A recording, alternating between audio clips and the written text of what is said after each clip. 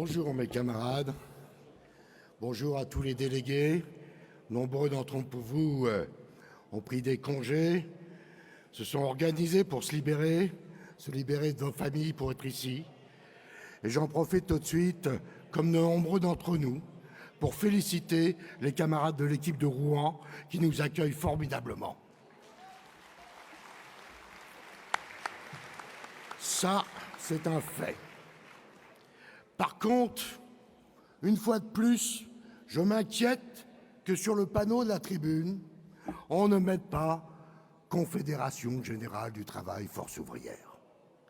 Une fois de plus, je le dis, n'ayons pas peur de nous appeler, nous, Force Ouvrière, CGT, FO, et d'expliquer. On n'est pas là dans une élection sur la représentativité de 2008. On est là pour la confédération que nous construisons. Mes camarades, comme Christophe Lecomte et comme nombreux d'entre nous, je vais citer Paul Valéry. Car oui, nous sommes tous nés quelque part, et nous, syndicalistes internationalistes, nous avons apprécié que la Confédération, immédiatement, s'est positionnée pour dire « à bas la guerre ». Oui, mes camarades, à bas la guerre, toutes les guerres et les logiques impérialistes qui y conduisent. La guerre, mes camarades, comme le citait Paul Valéry, est un massacre de gens qui ne se connaissent pas au profit de gens qui se connaissent, mais ne se massacrent pas. Mes camarades, oh que nous pouvons être déçus de voir que la réponse européenne est dans une logique d'embargo. Quel embargo, mes camarades, a permis à des peuples de relever la tête? Aucun, que ce soit en Iran ou en Irak ou ailleurs. Et sur ce point-là, je suis d'accord avec Yves Verrier.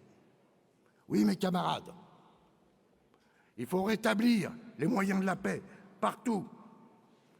Yves Verrier, c'est un camarade, un vieux camarade que je respecte énormément. Et d'ailleurs, il y a encore quelques mois, j'étais candidat contre lui, histoire de lui porter la contradiction. Sinon, il se serait ennuyé. Mais voilà-t-il pas, mes camarades, qu'il ne me permet pas de faire cela, puisqu'il décide de s'appliquer à lui-même le droit du départ à la retraite, ce qui par ailleurs est honorable. Ce qu'il est moins, mes camarades, c'est que c'est donc dans la précipitation que nous nous retrouvons à discuter de l'organisation des équilibres de la succession. Ça, c'est moins agréable. Alors, je vais vous donner un scoop, mes camarades. Vous savez que les médias de partout nous donnent déjà le vainqueur. Mais vous savez que les médias sont à la solde du capitalisme. Eh bien, le scoop, mes camarades, c'est que le vainqueur est peut-être, d'après les rumeurs, Christian Grolier. Ça vous surprend? Mais il a fait une excellente intervention à cette tribune, hier. Et une tribune où les délégués ont apprécié. Et je pense, oui, mes camarades, que Christian Grolier est peut-être le candidat des délégués. Et que l'autre camarade, s'il n'intervient pas devant les délégués, serait le candidat de l'appareil.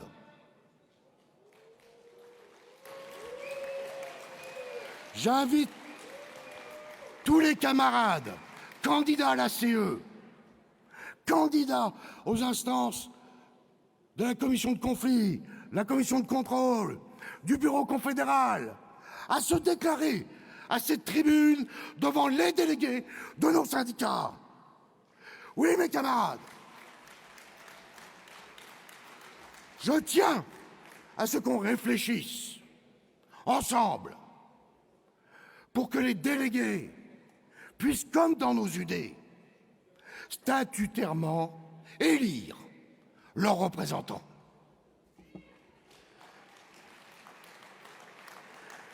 J'ai entendu le camarade Richard Rose répondre hier en nous expliquant qu'il avait œuvré pour la prime transport dans les boîtes des coopératives des viandes.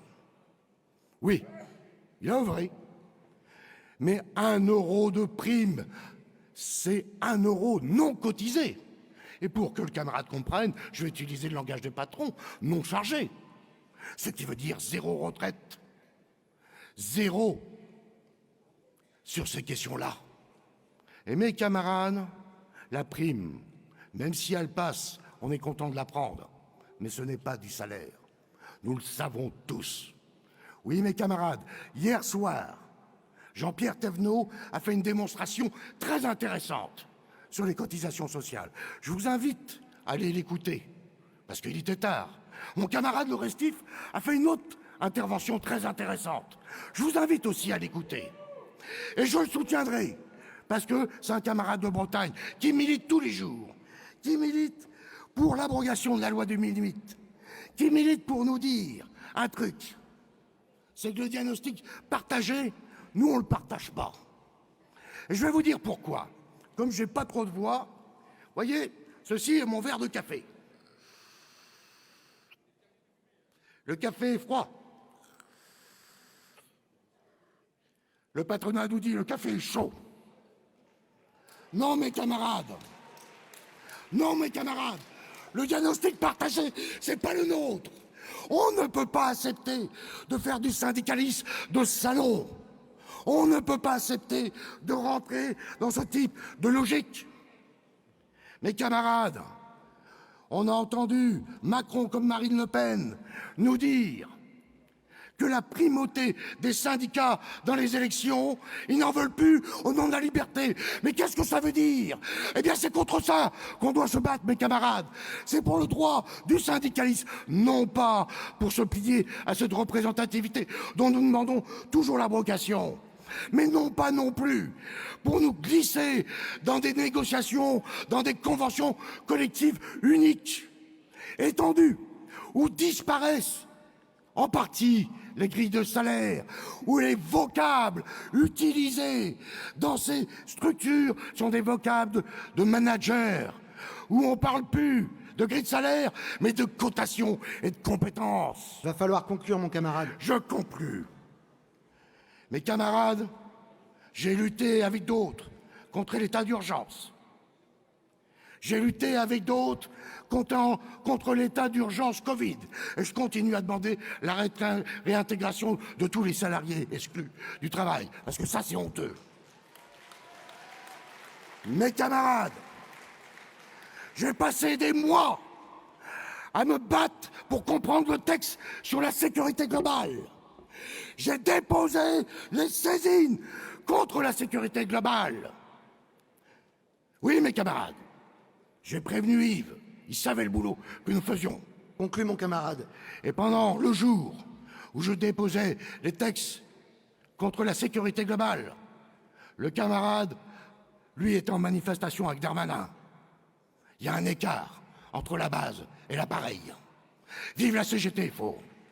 Vive la Charte d'Amiens. Vive la sociale. Et que vivent les délégués de ce congrès.